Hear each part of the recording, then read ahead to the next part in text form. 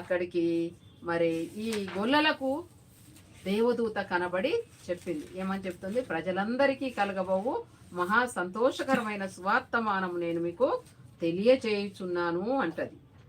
ఏమంటాడు 11వ వచనంలో, దావీదు పట్టణమందు నేడు రక్షకుడు మీ కొరకు పుట్టి ఉన్నాడు, ఈయన ప్రభు అయిన క్రీస్తు. దానికి ఇదే మీ కానవాలు. ఒక శిశువు పొత్తిగుడ్డలతో చుట్టబడి ఒక తొట్టెలో పండుకొని ఉండుట మీరు చూచెదరని వారితో చెప్పాను. ఈ దేవదూత చెప్తా ఉంది, గొర్రెల కాపరికి చెప్తా ఉంది. ఏమని చెప్తా ఉంది? మరి మీ కొరకు దావీదు పట్టణంలో నేడు రక్షకుడు మీ కొరకు పుట్టి ఉన్నాడు. రక్షకుడు పుట్టి ఉన్నాడు. ఎవరు పుట్టారు? రక్షకుడు.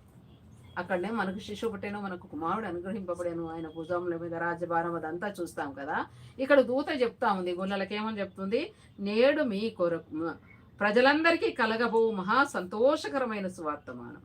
దావీదు పట్టణమందు నేడు రక్షకుడు మీ కొరకు పుట్టి ఉన్నాడు. దావీదు పట్టణంలో వాళ్ళు ఎక్కడి నుంచి వస్తున్నారు? నజరేతు నుంచి.